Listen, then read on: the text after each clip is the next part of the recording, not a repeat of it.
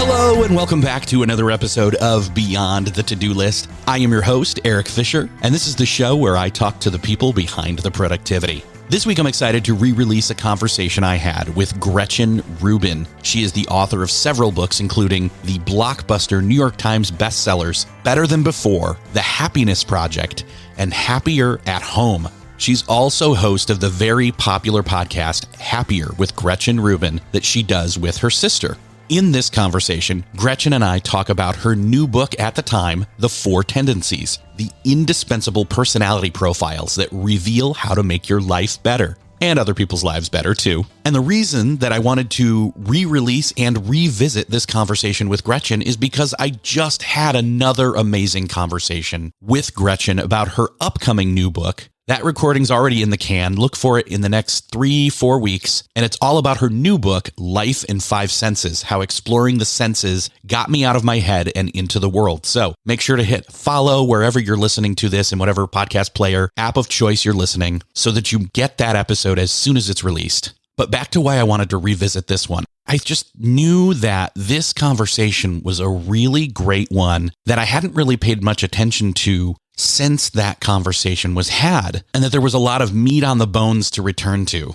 And essentially, this book is another part in her multi-book investigation into understanding human nature, and that she realized by asking the dry question, how do I respond to expectations, that there was a lot of self-knowledge to be gained there. She discovered that people, based on their answer to that question, fit themselves into one of the 4 tendencies, and that based on where we are in those, you can use that framework to then make better decisions and meet deadlines, suffer less stress, and engage more effectively. And I need all of those things these days, much more than I think I have in recent history. And the 4 tendencies, basically, by going through this conversation, you're going to figure out how to get happier and healthier and more productive and more creative and all those good things by knowing how it is that you group yourselves into meeting other people's expectations as well as your own internal expectations. So that's what this conversation with Gretchen is about. I'm going to get out of the way and just say, enjoy this conversation with Gretchen Rubin.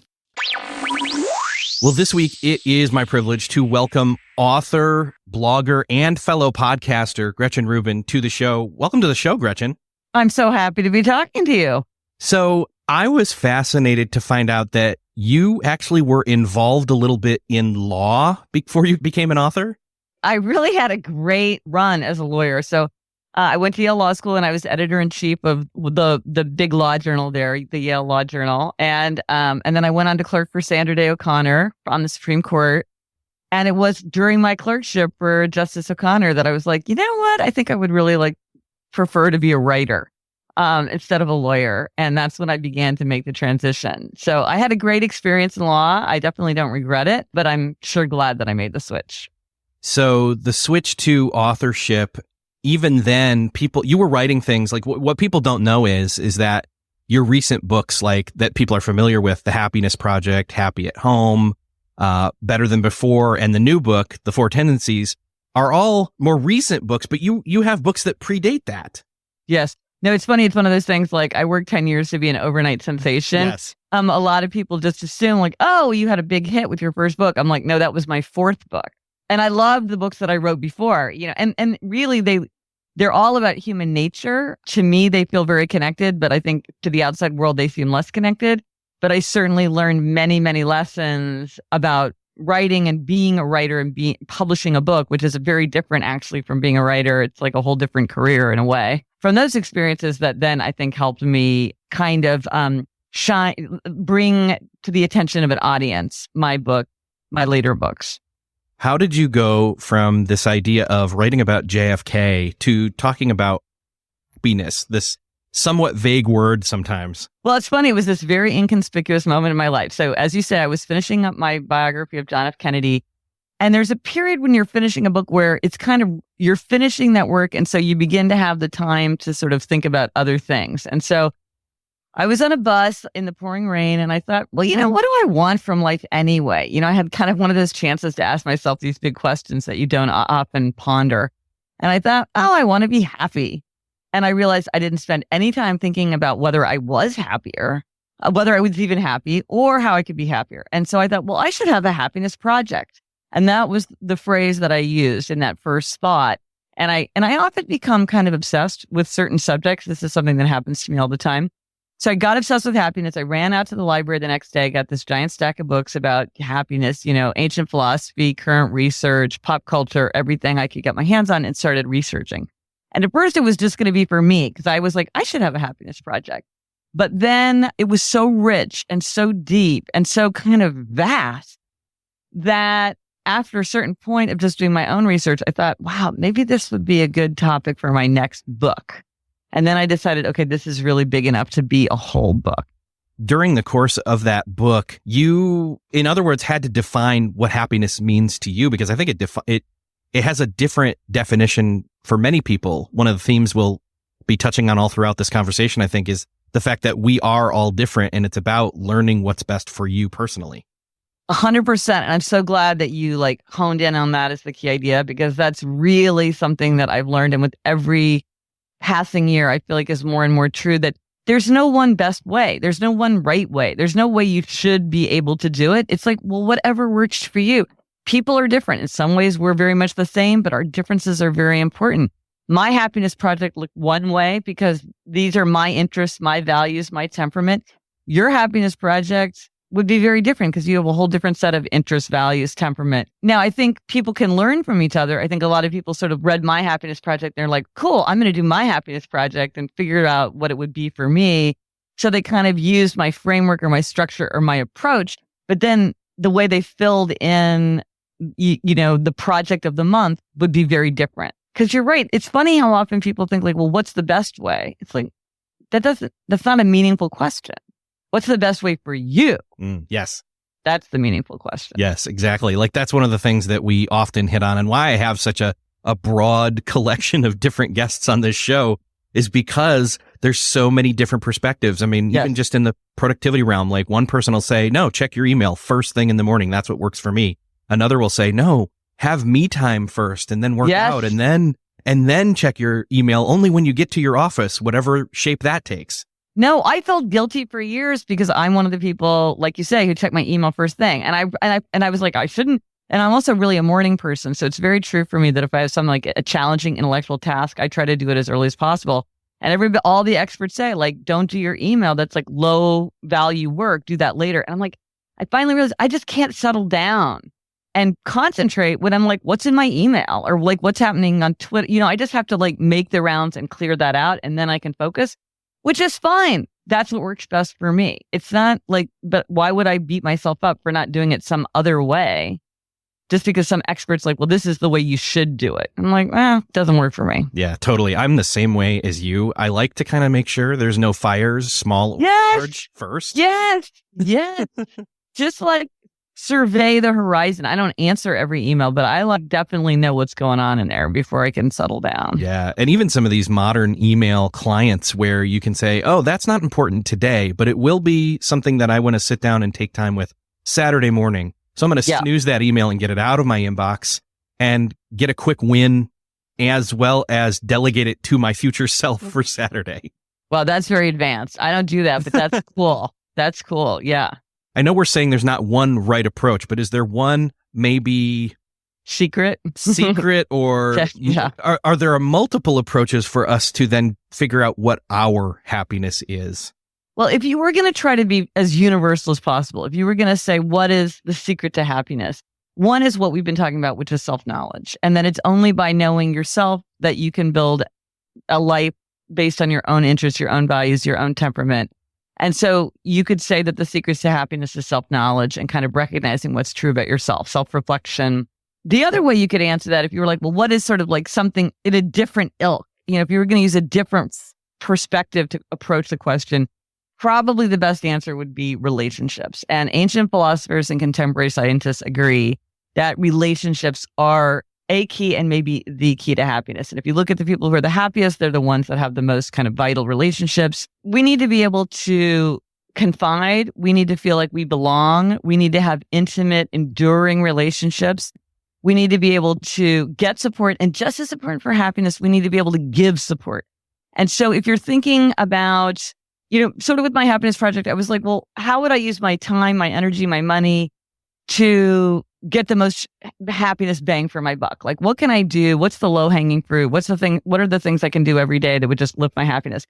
Anything like that you can do that broadens or deepens a relationship is probably going to be something that's going to boost your happiness. So whether you're going to spend the money to go to your college reunion or to throw a party, or whether you're going to take the time to join a book group or to show up to a friend who had a new baby, if you're going to go out of your way to write a note to somebody like, oh, I saw this cool thing, online where you were quoted, congratulations, or whatever. These are the kind of things that tend to really over time support our happiness. So relationships. Interesting. Yeah. And I think one of the other key components there is we overlook the fact that we have a relationship with ourselves. Yeah, that's a good way to think about it. Yeah.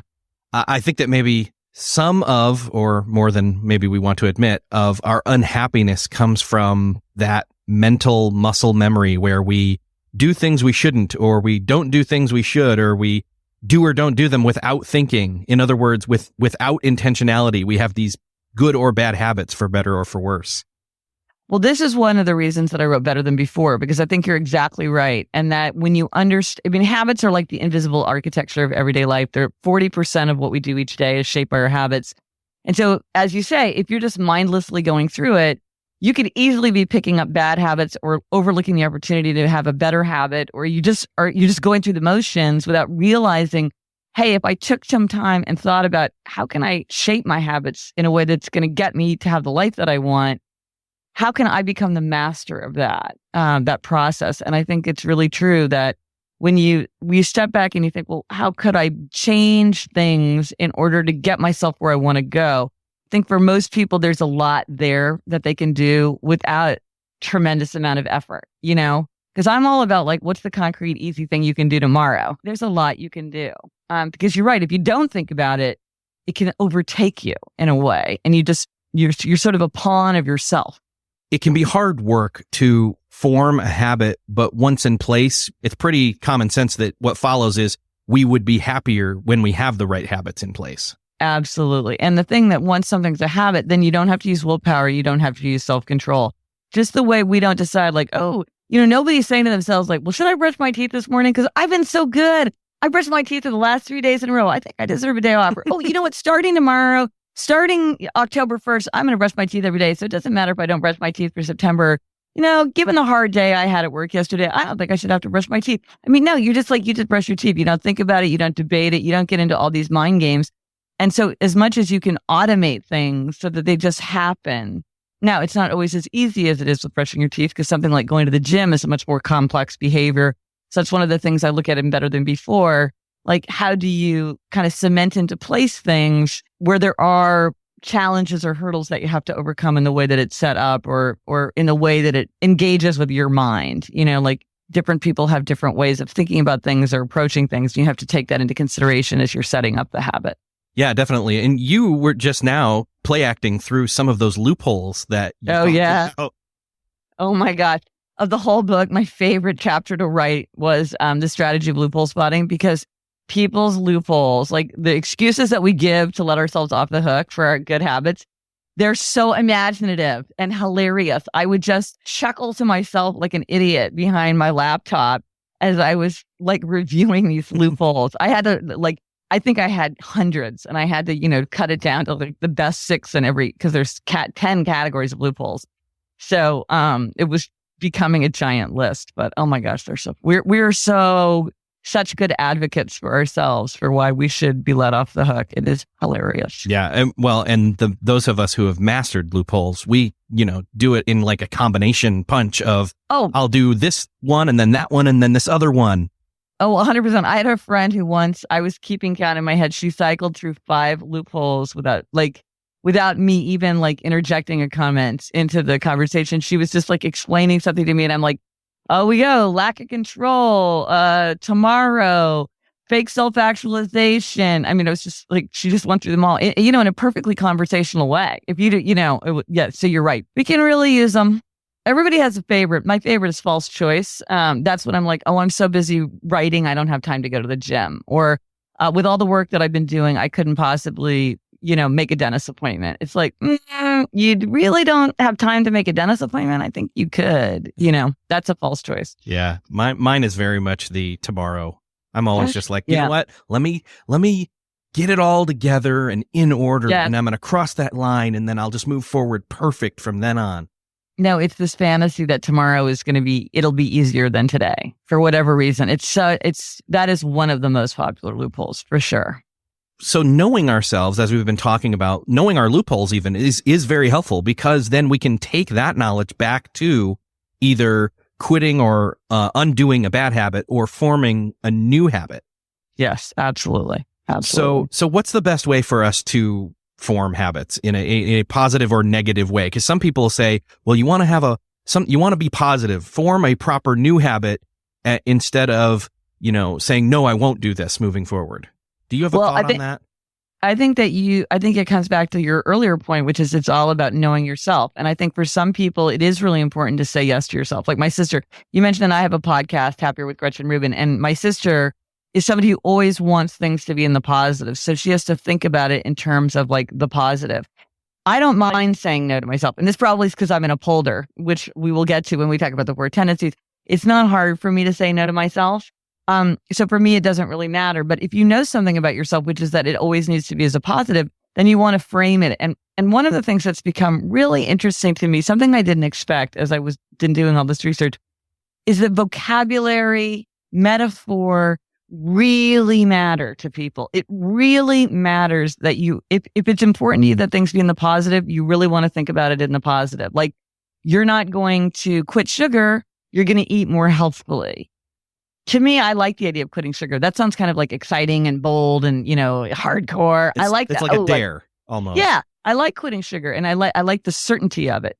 But for some people that has negative overtones, it almost sounds like addiction, or it sounds too negative or too confining. So, but eating healthfully to them seems like sort of life enhancing and exciting and interesting. I'm going to try new recipes. I'm going to go to a farmer's market.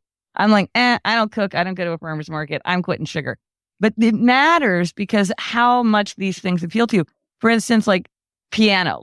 A lot of adults want to reconnect with their love of music, which they might have spent a lot of time on when they were younger, but for whatever reason, it's kind of faded out of their life. Do you want to play piano, or are you okay practicing piano? Because it's a little bit different. Are you playing piano or I'm going to go play the piano for a half an hour. That person might not want to go practice piano, And so it's like, think about the words. Or like a metaphor that for many people resonates deeply is the journey. To me, that metaphor does not resonate. Maybe because I don't really like to travel that much, but for whatever reason, that is not a metaphor that has power for me. Clearly, it's a metaphor that has tremendous power for others. But again, I don't try to tap into that because it just sort of leaves me cold. So I do think that, there's all this research, should you be, positive or not? And I'm like, it's whatever works for you. We all have predisposed genetic dispositions for a lot of things in our life as it is. And then we've got this environment and existing relationships that are completely unique from others. Yes. So it's never going to be the same. Even the approach and even picking and choosing from your 21 strategies is going to be different for every single person for every single habit that we're wanting to change. 100%. And, I do have 21 strategies for habit change. And sometimes people are like, well, 21 is too many. I can't handle that. Give me 5. And the thing is, I'm like, no, it's good that there are 21 because just as you say, some work for some people, but don't work at all for the others. They could even be counterproductive for other people. You really got to know. And some of them are available to us at some times of our lives, but not at all times of our lives. So you sort of have to know you want to know what your range of possibility is so that you really can pick and choose the ones that are going to work for you. Because, and one of the things that I found when I was working on all the Happiest Project, Happier at Home, Better Than Before was, I kept thinking, gosh, people keep saying things to me that just don't ring true. Like, I don't like the Happiness Project. People keep saying, how did you get yourself to do all that stuff? And I'd be like, well, I figured it would make me happier, so I decided to do it. And they'd be like, but how did you get yourself to do it? Mm-hmm. And I kept thinking, well, I don't understand what the problem is. Like, what's your deal? And as I was trying to understand how people could or couldn't form habits, a friend of mine made this comment, which totally changed the course of my life, my intellectual life, where she said, oh, I know I would be happier if I exercised, if I had the habit of exercising. And when I was in high school, I was on the track team and I never missed track practice. So why can't I go running now? And I thought, well, why not? Because here, the habit of running came effortlessly to her at one time in her life, but now she can't do it, even though she seems very committed to trying to build this habit. Why at one time was it effortless and now she can't do it? So that's what led me to the 4 tendencies, to try to understand what are these deep patterns that you see in how people successfully change habits, or also why they get frustrated and fail. And then it turned out the 4 tendencies was much bigger than habits, because sometimes it has to do with the habit, but sometimes it's just like, why are you driving me crazy in this particular conversation? Oh, now I know. It's not that it's a habit. It's just like, oh, I get why. I get your ways. I understand where you're coming from. Totally. Yeah. And that, I think, is the easy to see through line from the happiness work you were doing through to the habits and now through to the tendencies, because it's just that deeper study of why are people the way they are and how they are with themselves as well as how they are with their relationships, and how can we all be more productive, be happier, and be better together, not just by ourselves. 100%. That is exactly right. I mean, that's the thing. And that's in particular with the 4 tendencies, I think it both helps you manage yourself and understand, like, well, how do I push my own buttons to get the life that I want? But then also, like, why are certain things easier or harder with other people? If I'm giving somebody obviously good advice, which they agree is good advice, why don't they do what I say? Or why is this person constantly in conflict with me? Or, what's going on? If we can understand it, then we can figure out a way to work together more effectively. So the 4 tendencies is this personality framework that you created. We have to be clear about that. This is brand new. This is from you. Yeah. This is from your research in these other fields we've already talked about. And it's basically all about working better with others, understanding our own tendencies, our own kind of natural motivations. And as I was reading this, I kept thinking to myself, that's a little bit like what the Enneagram is, which I had Ian Cron on the show a couple episodes ago to talk about this. What's your opinion on the Enneagram? Well, I love personality frameworks, and I think that they are really useful to help shed a spotlight on kind of hidden aspects of our nature. And so I love them all. I love the Enneagram. I love a million of the Big Five. I love a lot of them. I think that one of the strengths of my framework, the 4 tendencies, is my framework is very, very narrow. So the Enneagram is trying to describe your whole personality. It's trying to paint a picture of the kind of person that you are. And when I look at something like that, I think, first of all, it seems kind of overwhelming. And second of all, I'm like, well, I'm kind of this and I'm kind of that. I feel like more of a mixture. I don't feel like people are striding around in these 9 archetypes the way the framework suggests, as much as it does. I don't feel like people are packaged together in these coherent groups so much. The thing about the 4 tendencies is about one extremely narrow aspect of your personality. How do you respond to expectations? Now, we all respond to outer expectations, which is like a work deadline, and inner expectations, which is like a New Year's resolution. And sometimes certain kinds of people will respond well to an expectation, outer or inner, and some will resist an outer or inner expectations. And that's what makes people fall into my 4 categories: upholders, questioners, obligers, and rebels. But in my framework, I don't seek to explain anything else about you. So like, I'm an upholder, and you could line up 50 upholders, and we would all be very different from each other depending on how considerate of other people's feelings we were, how ambitious we were, how intellectual we were, how curious we were, how introverted or extroverted we were, how neurotic we were, how adventurous we were, how controlling we were. All these things. We could be all mixed up in all different kinds of ways. But if you said, how do you respond to expectations? The upholders would all respond the same way. And this is a narrow thing, but it ends up being very significant. It comes up a lot in the way that you manage yourself and in the way you engage with other people. But I'm not trying to tell you much more about yourself. And sometimes people want to do that. They're like, all rebels are like XYZ. And I'm like, no, because I've seen rebels you're saying rebels are all kind of selfish and inconsiderate, but I know many highly idealistic, extremely considerate rebels. I mean, extremely considerate rebels. They're still rebels because they fall into the rebel tendency, but it doesn't tell you anything else about what you might expect from their personality. So that's what I think my framework is good, because I think it allows for the way people are kind of more unpredictable than some frameworks would predict. this is one of those things I couldn't help but, when I was looking at the 4 tendencies, I couldn't help but think about that productivity. I'm not sure where it comes from specifically. I know that it's in the 7 Habits of Successful People. It's the urgent and important, and know, that whole thing. Yes. It's whether it's yes or no on urgent and important. And that's Yes. what you were doing here, where it was either meeting or resisting inner or outer expectations. I thought this is great. Yeah. And just so people kind of can visualize what we're talking about. So this is whether you're an upholder, a questioner, obliger, or rebel. So an upholder readily meets outer and inner expectations. So they meet the work deadline, they keep the New Year's resolution without much fuss. They want to know what's expected of them from others, but their expectations for themselves are just as important. Then questioners question all expectations. They make everything an inner expectation. So if it meets their inner standard for something that they should do, they'll do it.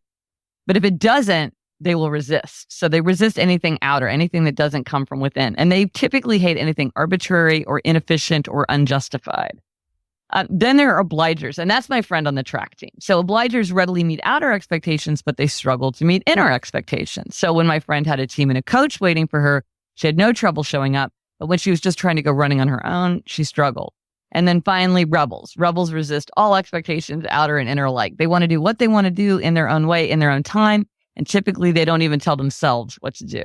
So you're right. It's like outer, inner. It's like each one is a different variation. Yeah. Of the combination of meets and resists inner and outer expectations.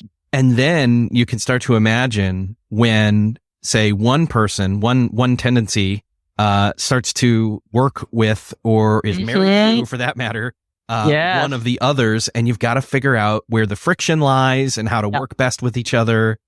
Absolutely. So, and by the way, there's a quiz online. People usually know what they are. People around them are just from hearing the description, but there is a quiz online at happiercast.com/quiz if people want to take the quiz. But there's something that you point out this, and I have a whole section of the book that's like what happens when people pair up, whether it's in romance or at work or parent-child or whatever. Like certain combinations work better typically. Now, because of all the different ways that people are made and built, and all like to have a successful marriage, like there's a million different things. But if you're just looking at the part about how you respond to expectations, if you're just thinking about tendency, one of the things that you would say is, well, it's pretty hard for an upholder and a rebel to get together because they just are very opposite personalities and they're very extreme personalities. And they really don't see the world in the same way. They don't have the same kind of sense about how they want to use their time. They have many values that really don't line up. So that can be hard if you have an upholder. Now, I've definitely heard of partners and like married people who are upholders and rebels. It tends to be tougher. On the other hand, like rebels and obligers, almost always, if a person is a rebel and they're paired up with somebody, either in romance or at work, like they have, they're a founding team, almost always the rebel is paired with an obliger. Now, there are exceptions, but almost always. And so if someone's a rebel and somebody else is around them, I'm like, chances are very, very good that person is an obliger, because that's a much more stable, successful kind of pairing. And then you get into situations like you manage a team of all different tendencies. Well, then you got to figure that out. So there's things that you could do if you knew, well, people are going to have different perspectives on this. How could I think it through in all the different ways that they would think about it? Or maybe I understand why I'm having certain kinds of conflicts or frustrations based on the tendencies. For sure. Yeah. Well, and so you said you're an upholder.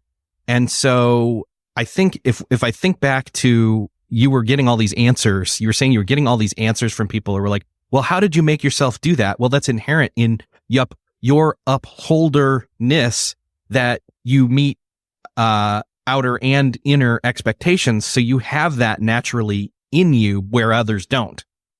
100%. And now I so much have so much more empathy and compassion for other people, because I understand there's certain things that just are easier for upholders than they are for the other tendencies. They just come more naturally. And there's good sides to that. There's also downsides to that. All the tendencies have strengths and weaknesses. But it's to something like, how did you get yourself to do all this stuff in your happiness project? Or how did you get yourself to switch from law to writing? I'm like, I just decided to do it. And then I did it, and other people are like, what?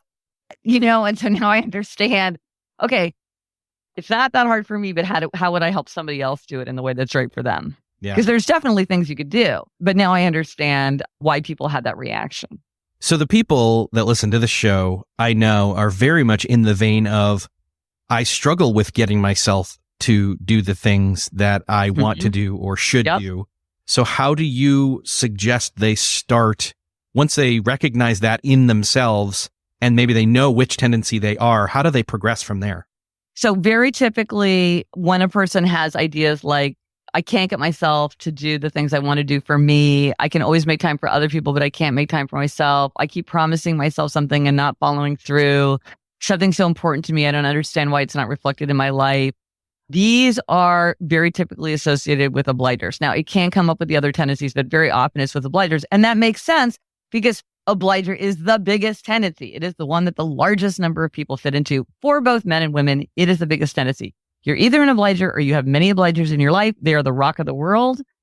And so if you are having this struggle, my first thing to say to you is you are not alone. Many people have exactly the same problem. And it's not that you're lazy. It's not that you lack willpower. It's not that you should be able to do something the way your upholder sister-in-law, who's like me, can do it. You just need to figure out the way to crack the code for an obliger.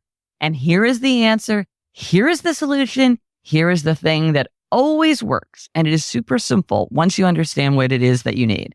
If you're an obliger and you readily meet outer expectations, but you're struggling to meet your expectations for yourself, which you are because that is the definition of an obliger, the solution is to create outer accountability for whatever that inner expectation might be. And once you understand that what you need to do is to create outer accountability, there are a million ways.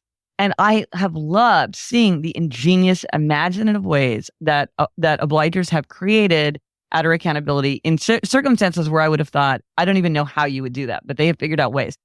Most simple solution, like my friend. At the time, I didn't know she was an obliger because I hadn't invented my system. But now I would say to her, what you need is outer accountability, just like the team and the coach. You need something like that. So you need to sign up for a class where the teacher's going to notice if you're not there. And by the way, you're taking somebody's slot. So if you don't go, that means somebody else can't go. Or you're going to pay for a class where it's going to hurt you in your pocketbook if you don't go. Or you're going to sign up for a trainer who's going to be annoyed with you if you don't show up. Or you're going to work out with a friend who's going to be annoyed if you don't show up. Or you're going to go with your dog in the morning and your dog's going to be so disappointed if he doesn't get his morning run that he loves so much. Or you're going to think about your duty to be a role model for other people. I want to model good behavior for other people. I want to model the habit of exercise. I want to model the habit of keeping my promises to myself. I'm going to tell my family I'm doing this or my coworkers I'm doing this. So they're going to hold me to it. Or I'm going to raise money. I'm going to run a 5K for a charity that's important to me. And they're not going to have as much money if I don't follow through. Or maybe I can even think of my future self. Well, the Gretchen right now doesn't want me to do it, but future Gretchen is going to be so disappointed with me if now Gretchen doesn't go for a run. There's a million ways to do it once you realize that that's what you need. But a lot of times obligers don't really quite understand that that's the missing puzzle piece. And so then they try to fix it using other solutions, which to my mind don't work because they don't go to the fundamental problem, which is the need for outer accountability. Right. And we were trying to fix the problem with other people's solutions. So typically, like, let's say you're a questioner. Questioner is the second largest tendency. So there's a lot of people who are questioners. If you've got a questioner talking to an obliger, again, talking about when people pair up, if you have a questioner talking to an obliger, what they will typically say something is like this. If you think that running is so important to you, why don't you just do it? I mean, just stop talking about it all the time. Just do it or don't do it. But I don't want to hear you talking about it anyway. Why don't you just sit down and think about what's really important to you, why this really matters to you, really get clarity on what you want and why this is going to be different. And once you have that clear motivation, that inner clarity, then you'll have no trouble doing it. And the obliger's like, okay, I'm going to sit around here and ponder my inner motivation for, unto infinity, and it's not going to make a difference. That would work for a questioner. Because questioners are like, why am I doing this? They want justification. They want clarity. They want rationale. They want to know that it's an inner expectation. Why do I expect this from myself? What do I expect from myself? And then they can execute because they can meet inner expectations. That doesn't work for obligers. And so you have somebody who's very well intentioned in giving what they think is like priceless, valuable advice, but it's just not, it doesn't resonate because obligers just see the world in a different way. Well, and not to paint the rebel in a negative light necessarily, but they seem like they would be the people who don't care about their own inner as well as their outer. So how do you get them to do anything, not in like a manipulative way, but like in a collaborative way? Well, that is a really interesting question. It's something that rebels themselves think about a lot because a lot of the strategies that work for the other tendencies don't work for rebels. And certainly, as you say, the fact that somebody won't do what you ask or tell them to do is something that can cause a lot of conflict in relationships. So here are the two things to think about with rebels if you're trying to manage yourself or manage a rebel. The first is to remember that rebels can do anything they want to do. They can do anything they choose to do. They always want to be choosing. Why am I running right now? Because I feel like running, or I choose to run. So one way that you can kind of appeal to the rebel tendency is to remind them of their identity, because they always want to be authentic to their true identity. So if you're tapping into their ideas of like, I want to be a responsible leader. I want to be a powerful voice for change. I want to be a loving, consistent parent. I want to be energetic and healthy. I'm not the kind of person who would let other people down. I'm a considerate team member.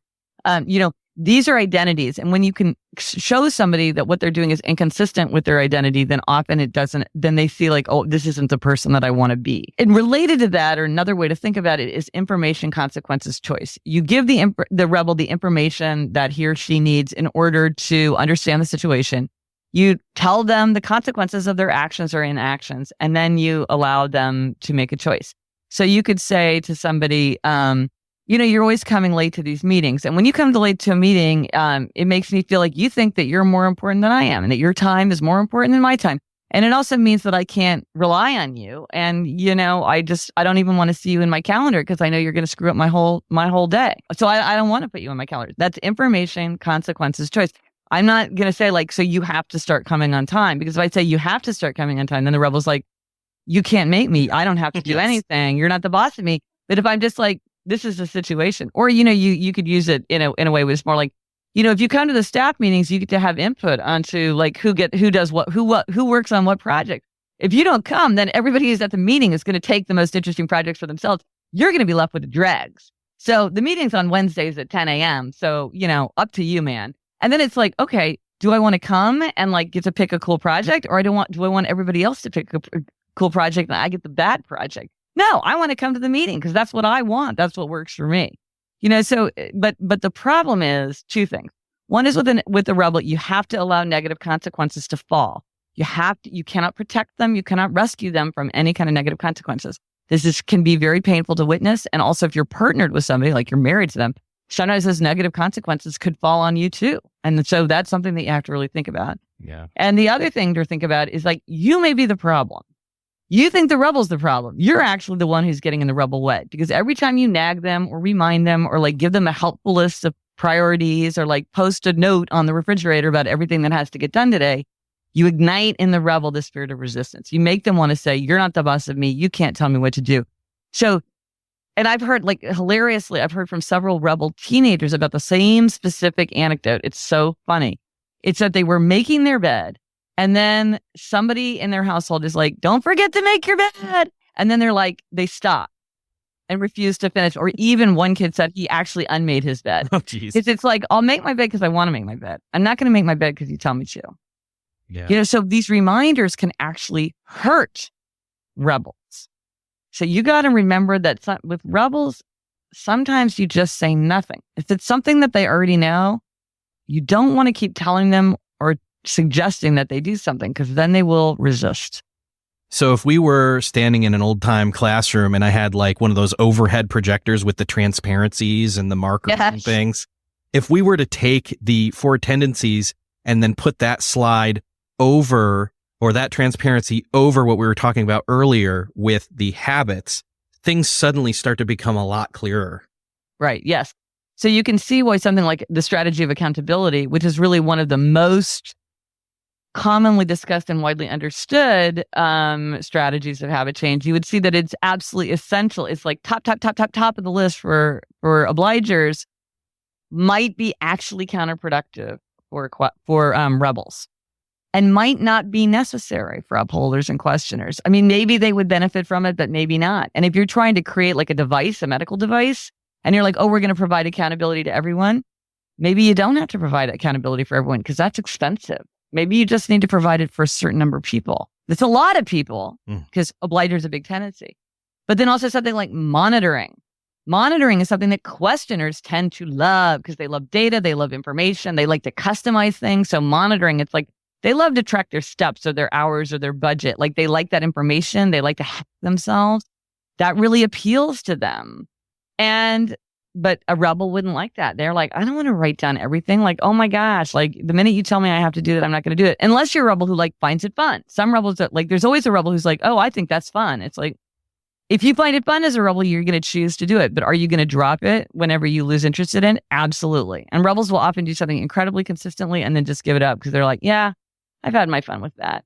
Now, some strategies that have changed work with everybody because they're just not related to the tendencies, like the strategies of convenience and inconvenience. These are super powerful strategies for habit change. If you want yourself to do something, make it more convenient. If you want to make yourself not do something, make it less convenient. If you don't want to eat ice cream, don't buy ice cream. Don't have it in the house. You're going to have to drive to the ice cream store to get it. I promise you are going to be eating less ice cream at midnight if you're going to have to drive to the all-night grocery store than you are if you've got it in the freezer. You know, so some strategies work no matter what your tendency is, but some are extreme. And the strategy of clarity, for instance, extremely important both for questioners and for rebels. Get that clarity. Well, it's really important for everybody because we all need to know what we expect from ourselves, but it seems to have the most kind of motive power with questioners and rebels. Yeah, that's what I was going to say is even though the 4 tendencies, this model that you've created, this framework, is super specific and only deals with meeting or resisting inner or outer expectations, you can't underplay the importance and the weight that expectations have on ourselves. That is very true. And this weight of expectation is something that really needs to be thought of all the time because people have very different conceptions of it in ways that can be invisible. So for instance, like one of the scenarios I think is hilarious is, and I love asking people this, about the office coffee mug. If you're in an office that's got coffee mugs, what do you do with your mug after you've used it? And some people are like, well, of course, every person in the world knows that it's the duty of any moral human being to wash and dry their own mug and put it back in the cabinet. So they feel like that's a very clear expectation that everybody feels equally responsible to. And if you don't do it, it's because you're just like a selfish jerk. Well, that's not the way everybody sees it. They don't see that expectation the same way. They might really interpret it very differently. And so how do you feel about the fact that there's a sink full of dirty dishes in the kitchen? One person wouldn't think about it at all. Another person would be outraged. Another person would say like, oh my gosh, I'm so busy, but here I have to stand here and do everybody else's dishes because I work with a bunch of slobs. It's this weight. It's like everybody's perceiving it differently. I had this as an upholder. So I work with an obliger. And it became clear to me through very kind of indirect, boring reasons that I send everybody emails over the weekends. And I'm like, as an upholder, I'm like, answer them or not. Like, I want to get it off my plate. If you don't want to answer over the weekend because you don't want to work outside the work week, that's totally cool. Just answer me whenever you want. Like, I don't care. But the obliger felt like, well, I was expecting her to do work over the weekend and she resented that, which is fair enough. Literally, it had never crossed my mind that it wasn't even like I thought, is this okay? Yes, this is okay. It's like, it had literally never crossed my mind that I should not do that. And then when I found out this person is resenting it, this person is experiencing it as an outer expectation that I'm imposing on her that has to be met. Well, then I learned how to use delay delivery in Outlook because I don't really care, but it was important to her, but I didn't know it. But knowing the tendencies made me very much aware of like the fact that it's easier for me to ignore outer expectations because I have my inner expectations as an upholder. For an obliger, that's trickier. And so I'm now thinking about the way that I'm out in the world in a very different way and hopefully being less like clueless and unthinkingly rude than I was before. Yeah. Yeah. Well, yeah. And regardless of which of these 4 tendencies we have, like you said earlier, there can be rebels who can be completely considerate. Yes. I've been on the opposite end of that email scenario you were just talking about with a boss of mine, where they were sending out messages and things all weekend, and I mistakenly didn't think to not check my email. So that was kind of my approach was, oh, I know now through learning about them that they don't expect an answer. Mm-hmm. They're just doing their thing. But it's on me now to say, you know what? Then I'm going to eliminate my feeling to expect of myself to respond to those emails. But see, and then it gets very complicated because it's like, whose responsibility is it? Right. I would say it'd be better to use delay delivery because then I don't put you in the position because you might be like, oh, I can't resist. I feel like this outer weight, it like makes me crazy. I got to answer my boss. It can't, but part of it is like, once you know that it's an issue, you can have a conversation. You can say to your boss, like, hey, I've just been thinking about this thing about work management over the weekends. Let's talk this through. And then you can have like a very peaceful conversation about it. And maybe he's like, you know what? Why don't I just use delay delivery? And then, or you're like, well, why don't you could just talk about it. The problem is a lot of times it never occurred to me that it was an issue. Or like, what if you hadn't like sat down and thought to yourself, well, I really don't want to check my email over the weekend, so I'm going to make this rule for myself. You just did it with that, but when you know to say, okay, this is something that could be an issue because people think about it in different ways.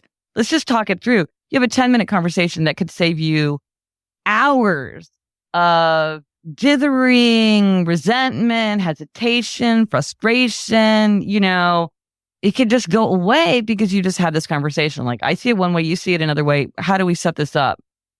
It's not that hard. Yeah. Well, and it's in our advantage for us to, one, have the book and read it, but then, and two, fully understand who we are and then be able to look at others and say, oh, I see, they're expecting this of me or not. In other words, you don't necessarily, like other things, have to say to somebody, hey, here, first, before we have this conversation, read this book about the 4 tendencies, figure out which one you are, then we can have a conversation so how we can work better together. No. Even just you reading the book and knowing yourself first is going to make a huge improvement. Yeah. I really hope so. I really hope so. So, Gretchen, it's been awesome to talk with you about this. There's so much more to dig into with this. And you do that, in fact, on your podcast that's often in the top of iTunes. And if people haven't heard of it, even despite that, it's Happier with Gretchen Rubin, and I'll put the link to that and all the show notes in there. You do your podcast with your sister, which I think is pretty cool. Yeah, no, it's so fun. And she's an obliger, and so we represent 2 tendencies, which we talk about a lot. Yeah, it's really fun. So I'll put the link to this book and all the books that we've talked about, and the podcast, and the test, and there's even an app. Yes, there's the Better app. If you search in the App Store under Better Gretchen Rubin, or you just go to betterapp.us. It's an app, it's free, and it's where people can have all kinds of discussions about the 4 tendencies. You can ask questions. You can, if you want to talk to other parents or doctors or whatever. And there's accountability groups. You can start or join an accountability group if you're an obliger who's like, I really need to write my PhD thesis, or I really need to get back into running, or I really need to, start my side hustle. There is an accountability group for everything, where you can start one, and then you can harness the power of other people holding you accountable, which is very effective. Awesome. And we know for some of us, that's going to be huge. So, Gretchen, thank you so much for taking the time to talk with me today. It was so fun. Thanks for having me. Well, that's another podcast crossed off your listening to-do list. I hope that you enjoyed this conversation with Gretchen Rubin. I know that I really enjoyed revisiting this conversation. And again, I was sparked to do that because of the next one that I already have recorded. I know what you're in for. Hit that follow button in your podcast player app of choice right now to make sure that that episode is delivered to you immediately when it's released in the next 3 to 4 weeks or so. I'm really looking forward to it, as well as the reception to it and her book, The 5 Senses.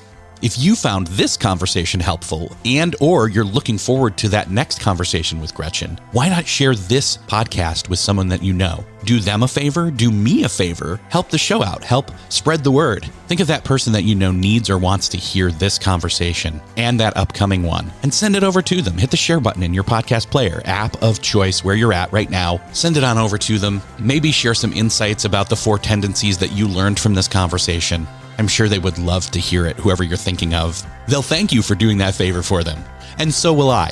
Thank you for sharing. Thank you again for listening, and I will see you next episode.